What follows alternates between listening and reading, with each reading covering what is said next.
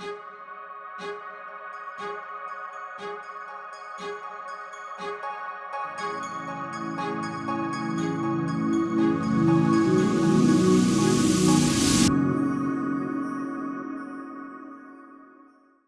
and welcome to this week's episode of Kitty Talks. This week we are talking about a really simple yet incredibly effective way that you can create a successful life. Now, I'm always into and interested in life hacks. How can we go from A to B quicker? What are the things that successful people do that I don't know about? What are the things that I can implement into my life to make my life more and more meaningful and purposeful? So this week I'm going to give you an inside tip actually into something that my husband and I do, because I do believe that when we have rituals and when we have certain things that we do on a daily basis and we embed them into our life, we can create an incredibly successful life. It's like the foundations of a house. It's really important as human beings that we have strong foundational practices. So I was really sitting and thinking about this because in our Dharma work this week, this is something that we look at. We look at what are the things that you can do to help you, A, be more plugged into your intuition, and B, be more successful in life. So this week we are talking about why you need to embed rituals into your life. So I'm interested, you guys listening, do you have any rituals that you do on a daily basis? If you do, I'd love to hear from you. I'd love you to, when you're resharing the fact that you're listening to this podcast, please let me know what it is that you do. Essentially, by creating rituals in our lives, we are conditioning our brain.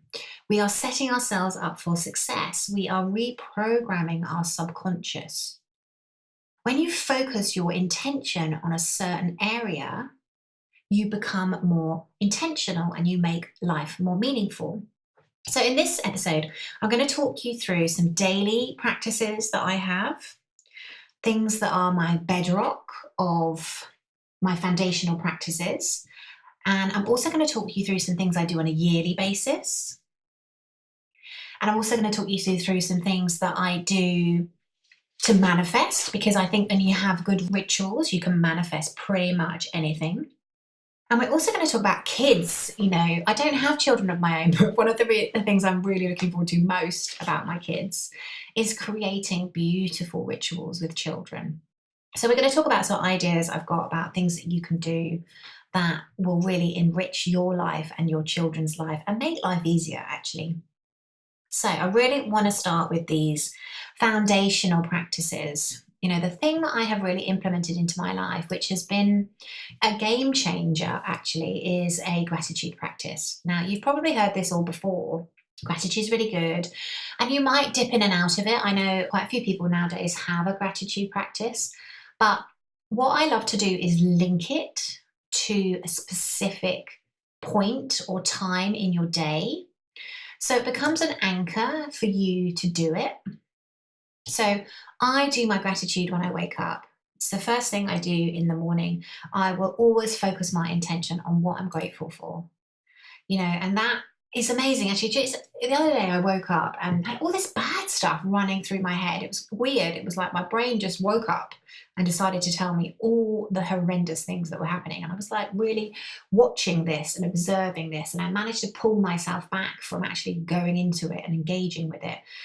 And that's why gratitude is such a beautiful practice to do first thing and last thing. Like, I call it a spiritual practice in itself. And actually, there's different ways that you can do a gratitude practice. Like, I have my Dharma journal, my Do Your Dharma journal. So I write the things that I am grateful for in my Do Your Dharma journal. I also write my intentions of the things I'm looking to create. And the other thing that I have just got into recently, courtesy of my beautiful friend Runa, who I think got it from Joe Dispenza, is that I am grateful for the things that I am looking to manifest in my life. So I'm grateful as if they are already in my life. So what is it that you're looking to pull into your lives? I suggest that you're already grateful for it as if it's in your life. Remember, your brain can't tell the difference between imagination and reality. So doing something like that is incredibly, incredibly powerful. So the other thing that I do when I wake up is I very much do my Reiki practice. I have a self Reiki practice, cleanse my energy. It's really important in life that we are getting our energy from source rather than stealing it from other people, which is what most people do. So I do my Reiki practice, and depending on how long I've got, I'll either do like a wake up practice. So a wake up practice is just Reikiing the top of my head, my crown chakra, for about 5 minutes to open my crown chakra. And if I've got longer, I just tend to lie in bed and do about a couple of minutes on each chakra. And then usually while I'm doing my Reiki, I'm thinking about my day and I'm thinking about what it is that I want to create and have happen today. And again, that's really powerful because my husband and I have very much adopted the practice of not having our phones in the bedroom. I am not to be trusted. I should not have my phone anywhere near my bedroom. So I don't have my phone in my bedroom. And, I make a point of not touching my phone before I go, like, ideally when I get back from the gym. Sometimes what I'll do is I'll do everything I need to do in the morning and then I'll pick it up just before I go out the house. But yes, not having your phones in your bedroom is a very powerful ritual. But I find getting really clear on the tasks that I've got for that day and then I make a note of them really helps me accomplish them, because otherwise I go through life and I'm a little bit fuzzy and I'm not sure what I'm trying to do. And then from there, I'll always go and exercise. Usually go to a local gym, or sometimes my husband and I go to yoga, but it's really key for me to move my body after I've done those practices. Either that or I take the dogs for a walk, get some fresh air, connect with nature. Again, make myself feel good, not take my phone. And all of these simple things really, really add up. So I want you to look at what you're doing on a daily basis, what daily rituals you have, because these are your foundational practices. And then, generally speaking, I go about my day, and my husband and I always have lunch together. That is another ritual that we have on the table, which is really, really nice because we always arrange to come back together for lunch. And then what I tend to also do is I will then in the afternoon, I'll do my transcendental meditation. So I'm a meditator. For some reason, it doesn't work for me to do it twice a day. I do it once a day. But I love my afternoon meditation. Sometimes I do 20 minutes and sometimes I do 40 minutes, depending on what my body needs. It's really fascinating how my body takes longer when it needs it. Then I think that in the evenings, what we tend to do is read. So we don't have a television. We do have a television, that's not true. We do have a television, but it's not in our living room. And it only comes out for special occasions. So special occasion would be like a rugby game or something like that. So it's not out on a daily basis. So in the evening, what we'll do is read. And I always make sure that I read for probably about, 3/4 an hour before I go to bed. And then when I go to bed, I quite often will do my journaling. And then in the journaling, I tend to reflect on anything that hasn't gone so well that day. And also, I look for the good. So I will go through my day and I will say, what amazing things have happened today? And the reason I do that is I'm retraining my brain to look for the good. We tend to, as human beings, for some reason, focus on the 2% of what isn't working. So easy. I don't know if anyone can relate to this, but how do you find that everything can be going really peachy and then one thing won't be working and we're obsessing about it? So I have retrained my brain to go through my day and to look for the incredible things that have happened, because otherwise I find that I tend to just focus on the negative things. So by doing this exercise on a daily basis, I'm retraining my brain to look for the good. And the other thing that I'll also do is I'll also reflect on what hasn't gone so well today and how I would have done it differently next time. Now, the reason I do this is because if I'm not conscious about those things, I am likely to repeat that pattern. So, by staying conscious of the things that didn't necessarily work the way I want to, and then looking at them and then having a conversation with myself around, okay, if this happened again, what would I do differently? And almost mentally making a note of those, sometimes I write them down as well, then it enables me to make sure I don't make that mistake again. And often I'll ask myself some empowering questions around that situation. So what was it I learned? That's a really powerful question that you can ask yourself when something hasn't gone well. Because as human beings, I do believe we tend to repeat patterns until we get the lesson. So that's another thing that I do on a daily basis to effectively make sure that I'm getting the lesson around what it is that didn't necessarily work for me. So, what is your daily ritual? Do you have a daily ritual? I'd love for you to share this in my Facebook group or on the Instagram post when this podcast comes out. So, by creating foundational rituals, it's really powerful because what you can then do is build on top of this. So, these little things that I do enable me to be conscious, reflective, responsive. I'm learning, I'm growing, and I'm also looking after my body, my mind, and my soul. Now, I might find if I'm having a stressful period that I journal a lot more. I just leave a notepad and pen by my bed because it reminds me to effectively do my journaling. Now, journaling is very, very powerful. I get all of my Dharma guys to do journaling because we are energetic beings. We are literally all energy. And quite often, when we don't process the things that are happening in our lives, we can store them as negative emotions in our body. So it's very important that we are getting clear. So journaling can be a very, very powerful way to do this. So please let me know your journaling or your rituals that you do. And I would also love to know what other rituals you have in your year. So we have a couple of other things that we do as well. So about now, kind of October time, I tend to look at what I need to do to close out the year.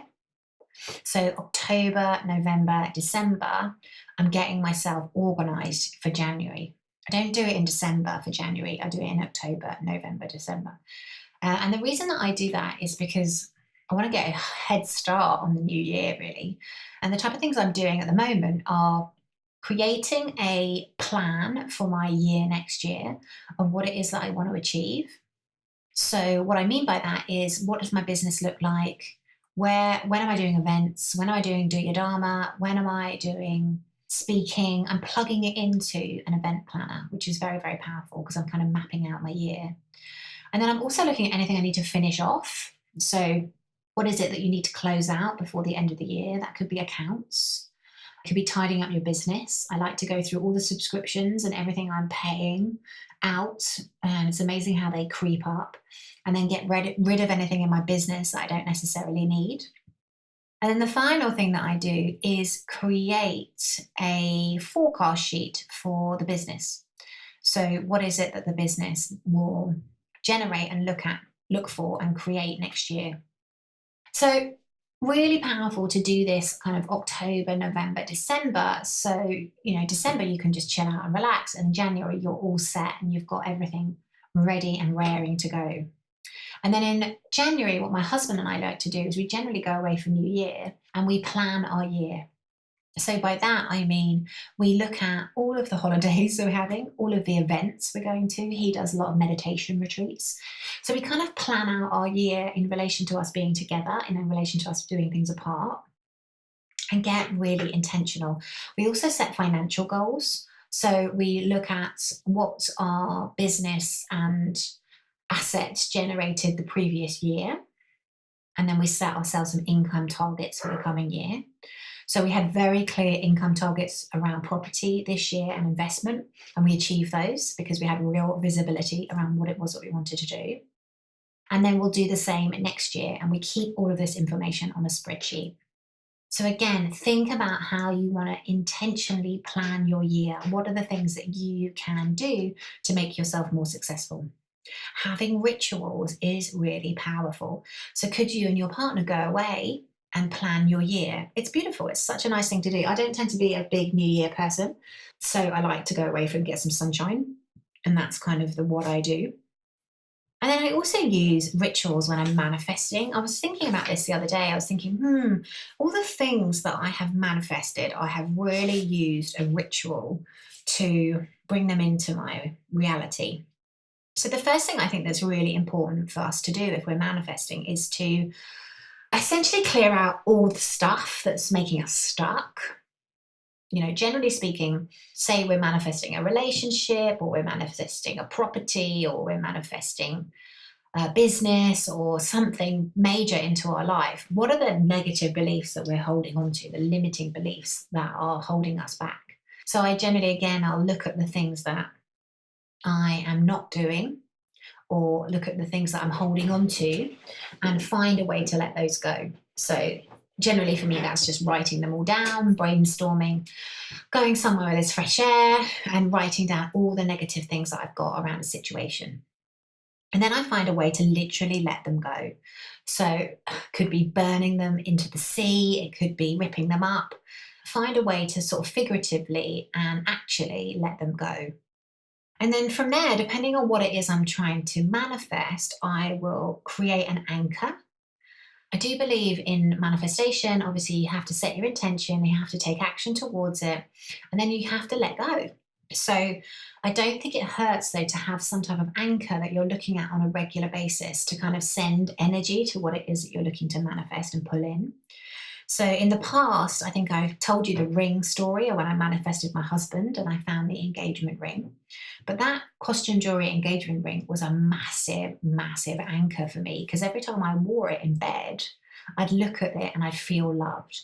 And of course, a lot of manifesting is to do with the feeling and how you feel, and it feels like it's in your vibration already.